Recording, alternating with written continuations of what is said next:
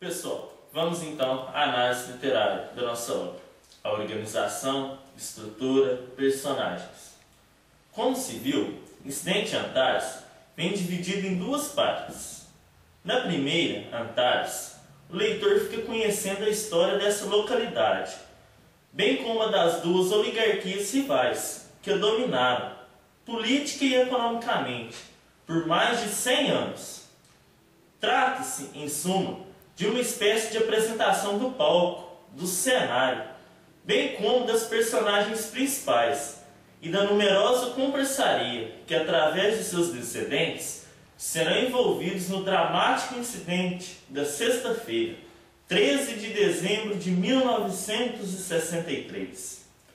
A segunda parte, cuja duração é muito menor em tempo de calendário, embora ocupe mais espaço tipográfico, mostra o incidente propriamente dito e suas consequências. Utilizando-se do fantástico como forma de expressão, Érico Veríssimo revela a decomposição social e moral da sociedade humana, através do microcosmo enfocado. Os fatos são narrados em terceira pessoa, por um narrador onisciente e onipresente. Esses narrados, contudo, ao longo da narrativa, vai simulando transcrições de pseudo-autores, como o relato do naturalista francês Gaston Gautran, a carta do padre Juan Baptiste, os diários do padre Pedro Paulo e do professor Martim Francisco Terra, os artigos de Lucas Faia no jornal A Verdade e excertos do livro Anatomia de uma Cidade Gaúcha de Fronteira, organizado pelo professor Martim e sua equipe.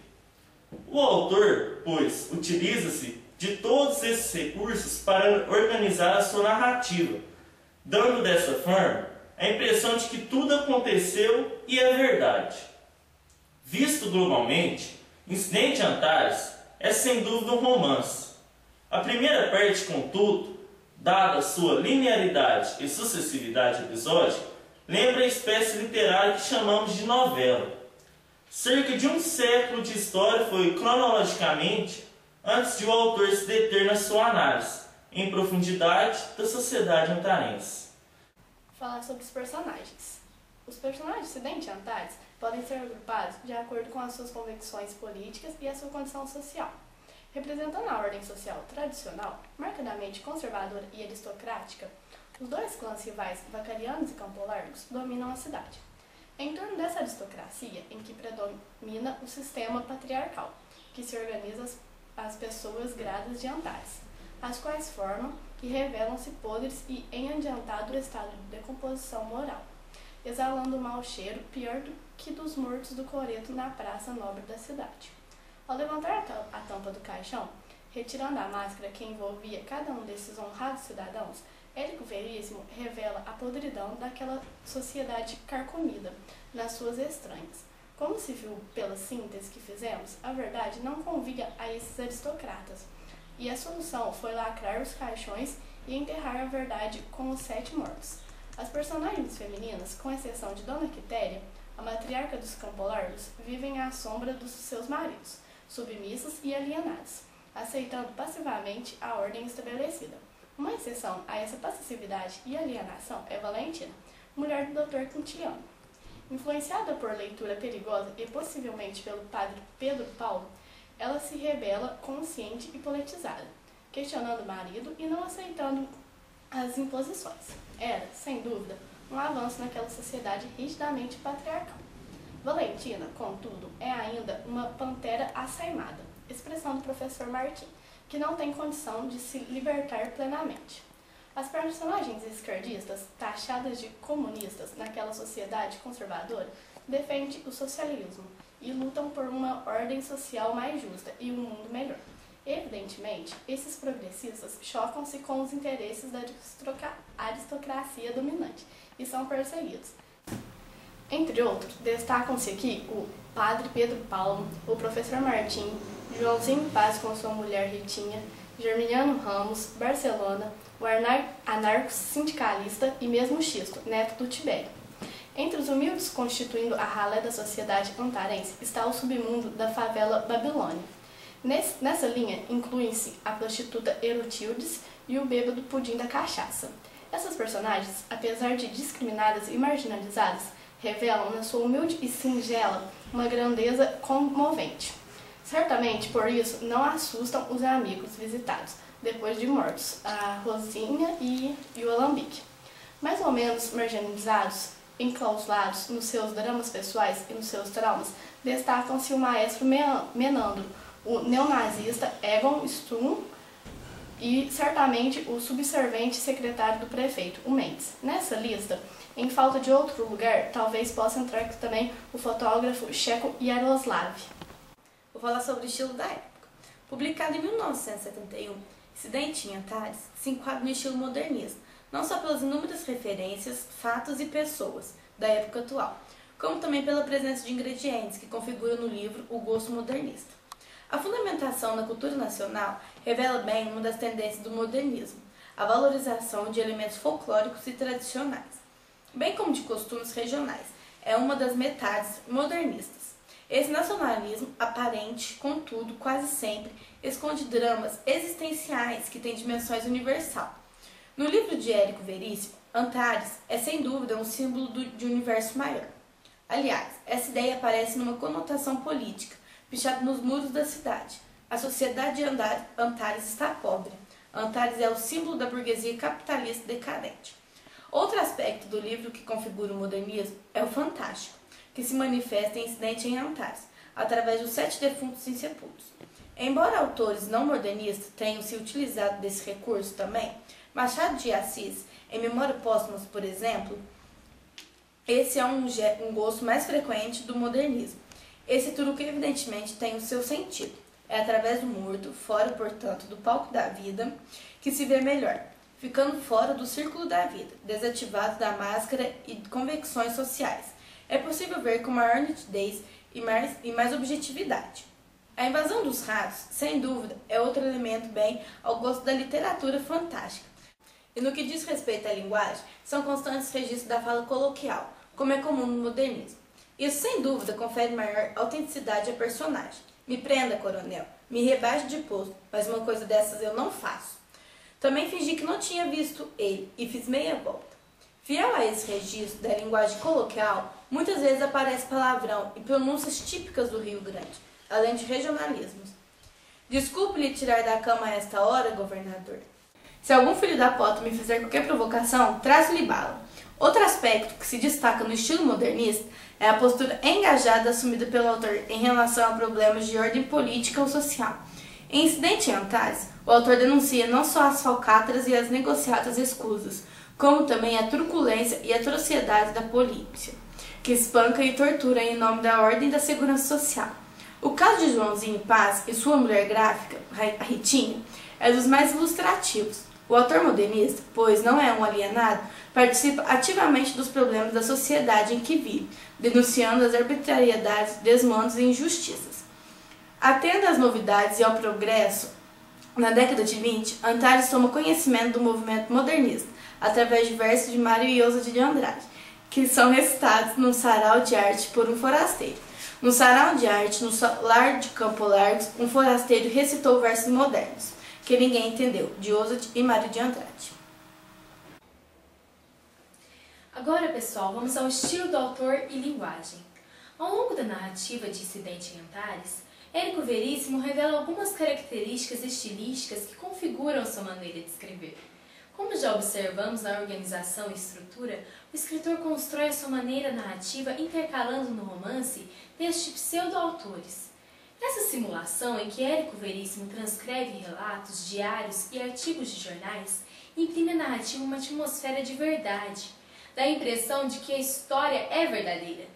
É claro que ao lado da ficção há fatos históricos registrados por ele, que realmente aconteceram.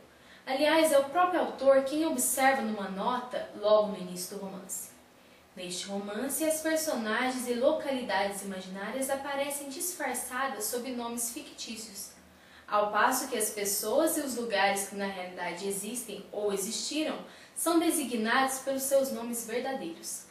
Essa mistura de ficção e história, ou de história com história, sempre foi uma das grandes características do estilo de Érico Veríssimo. Combinado com o sarcasmo e espírito crítico que perpassa o livro, o autor revela-se irônico e mordaz ao longo do romance, caricaturando gente, linguagem e instituições. O professor Libindo, por exemplo, e outros eruditos da cidade sofrem sob a pena do escritor. Os discursos de palavras bonitas, os artigos de estilo grandiloquente, pomposo de Lucas Faia vêm sempre perpassados de zombaria e sarcasmo. Quase sempre com essa conotação irônica, as informações estão entre parênteses, como a que vamos reproduzir numa discussão entre os mortos em que o Dr. Cícero, ante a proposta de votação de Barcelona, diz: "Não direi que aqui em cima estejamos numa democracia. Imaginemos que isto é uma tanatocracia. E os sociólogos do futuro terão de forçosamente reconhecer este novo tipo de regime." Assim, combinando com o amor da cidade que perpassa a obra, o autor ironiza e caracteriza a máscara da sociedade antarense, na sua fala congólica e vazia, na sua postura fingida e hipócrita. Só os humildes e sinceros escapam da pena da galhofa de Érico Veríssimo. Outro aspecto que se destaca na linguagem do livro é a tendência do autor para criar tempos novos, quase sempre da formação erudita com base nos radicais gregos e latinos. Além de tanatocracia, morte mais governo, que acabamos de ver anteriormente, a cafagestocracia é o hibridismo de cafajeste mais governo, e também a merdocracia, que é o hibridismo de merda mais governo. Além desses termos, chama-se a atenção também as lições do professor Libindo, que ele ensina ao longo do romance. O professor Libindo me garante que a palavra orquídea vem do grego e significa testículo. O professor Libindo, numa parte forçada, pergunta se os presentes sabem que a palavra canícula significa, na realidade, cadela, que era o antigo nome da estrela Sírio. Digno de nota também é o verbo filho da putear, usado na página 79. Além dessa erudição demonstrada, adquirida de forma autodidata, pois Érico Veríssimo não chegou à universidade, não tendo nem mesmo acabado o curso ginasial, o escritor entremeia a sua narrativa sempre pela boca as suas personagens eruditas, de latim, francês, inglês e outras línguas. Embora gaúcho, Érico Veríssimo usa com a parcimônia vocábulos regionais. Uma ou outra palavra atrai o regionalismo gaúcho, como a pronúncia do pronome lhe por lhe, o uso de formas que lembram o espanhol como bueno e personalmente, e a pronúncia com e e o do coronel Tibério, quando ele usa o palavrão filho da puta por velhos da pota. Oi pessoal, agora eu vou falar sobre os aspectos temáticos marcantes da obra Incidente em Antares, escrito por Érico Veríssimo. O Érico Veríssimo escreveu essa obra com o intuito de denunciar as falcatruas, enfim, a sociedade naquela época. A sociedade que eu digo é a nata da sociedade, o pessoal rico da sociedade. Então, ele também escreve muito com contexto histórico.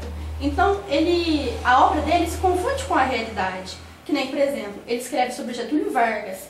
E os personagens da obra, eles também, vamos dizer assim, falam do Getúlio. Como se ele estivesse governando naquela época. Porque ele estava, teoricamente, falando, né? O coronel Vacariano não gostava dele. E Getúlio era conhecido como pai dos pobres. Mesmo assim, muita gente roubava por trás dos panos no governo dele. Inclusive, o coronel Vacariano. Depois dele, veio o JK. E na época do JK, teve uma grande industrialização, teve um grande crescimento do país. E, consequentemente, houve uma exploração do proletariado. Porque ninguém queria pagar muito para um operário, né? Então, aí, foi nesse contexto que surgiu a greve em Antares. A greve em Antares começou por causa que todo mundo estava vivendo na mais terrível miséria. Então, todo mundo falou assim, não, agora chega, agora vai ser uma greve geral, e quem não pagar o salário não vai ter nada. E é por causa disso que os corpos, tanto da dona Quitéria, que era rica, como da prostituta Herotildes, não são enterrados por causa disso, são deixados na porta do cemitério. E eles por algum motivo sobrenatural, voltam à semivida, no caso no estado zumbi, e para, vamos dizer assim, não assombrar a sociedade antarense. Só que na verdade eles não assombram, porque o que assombra na verdade a sociedade antarense são as mentiras, a corrupção, a difamação, a, vamos dizer assim, a safadeza daquele povo. Porque muita gente só foi descobrir as falcatruas das pessoas que estavam ao seu redor depois da morte. Que nem o marido, por exemplo, foi descobrir que a mulher já sabia que ela traía ele, mas viu ela na cama com outro cara um dia depois dele ter morrido. As filhas, as filhas da Dona Quitéria não fizeram nem um agrado para ela, que era ser enterrado com as joias dela. Então, depois disso, eles resolvem denunciar os crimes da sociedade antarense e, por algum tempo, até são, vamos dizer assim, louvados, né? Falam, nossa, alguém resolveu botar a boca no trombone e falar. Só que, na verdade, depois todo mundo esquece e eles acabam saindo de vilões na história e o que eles mais querem mesmo é ser enterrados, porque eles já tinham passado por outro lado. Muita gente, na verdade, no caso da Dona Quitéria, acredita que o inferno é em Antares mesmo. Porque, veja bem, Antares prendeu eles, porque não enterraram eles, não deram um descanso final para eles. Então eles tiveram que voltar para a cidade para terminar de fazer o que eles não tinham feito em vida. No caso, o pianista, ele tinha que tocar aquela sinfonia de novo. Por isso que ele voltou, de certa forma. Então cada um tinha uma missão não cumprida. Mas isso é para outra coisa. A sociedade antarense também é muito patriarcal e machista. Não existem mulheres no governo. O homem, ele sempre é visto como uma figura de autoridade. Ele sempre manda e desmanda, o homem bate na mulher. E muitas vezes ele não tem respeito algum pela mulher, acha que ela tem realmente que ficar dentro de casa e se sair tem que apanhar. Não é assim. O Coronel Vacariano, ele é a figura principal na questão patriarcal na cidade de Antares. Quando todo o furdunço acaba e o Coronel Vacariano acaba morrendo, erguem uma estátua em homenagem a ele e a mentira mais uma vez vence. E na verdade é isso que o Érico Veríssimo quer dizer. Que a mentira, ela, vamos dizer assim, por mais que a verdade ela seja plena, por mais que ela seja explícita, ainda assim, muitas vezes as pessoas com interesses financeiros, com interesses econômicos, elas acabam aceitando a mentira para, vamos dizer assim, amenizar a situação. E é isso por hoje. Obrigada. Valeu. Conclusão da nossa obra literária. É impossível ler um livro como Incidente em Antares e não se sentir assustado, não com os mortos que descem para a cidade, mas com a mentira que jaz subjacente em cada um de nós. É impossível ler um livro como este e não mexer, no sentido de combater ou extirpar da face da terra a truculência e a mentira. É impossível sair da leitura deste livro insensível à causa do Pedro Paulo, o padre, e de Joãozinho Paz, em busca da justiça e do amor. É impossível ler este livro e sair dele sem se emocionar com o drama comovente de Joãozinho Paz e seu amor à vida, como diz ao Pedro Paulo, o padre. Eu quisera acreditar em Deus e na vida eterna, mas não posso, nunca pude, mas acredito na vida e como tenho esperança num futuro melhor para a nossa terra, para o mundo. Quero que meu filho nasça, cresça e viva para participar desse mundo. Redimido pela leitura de Incidente em Antares, o filho de Joãozinho Paz crescerá nas nossas entranhas, viverá e frutificará, salvará o mundo da truculência e da mentira. Que fique também cada um de nós a lição do padre Pedro Paulo, com o seu amor à vida e a sua luta em favor do império do amor. Padre, Espero não estar pecando quando sinta a alegria de estar vivo. Gosto da vida. É um desafio permanente. Se ela é absurda, sem sentido, então procuremos dar-lhe um sentido. Eu acho que a senha é o amor. Sem dúvida, é possível fazer tudo isso. Existe em cada um de nós um menino do dedo verde, capaz de amar e transformar o mundo. O ser humano não é o que parece, como dizia o tropeiro ao padre Pedro Paulo. Olhe, moço, ninguém é o que parece, nem Deus. Oxalá este livro possa provocar em cada um de nós o incidente do amor e nos despertar para a beleza da vida. Incidente Antares, Érico Veríssimo.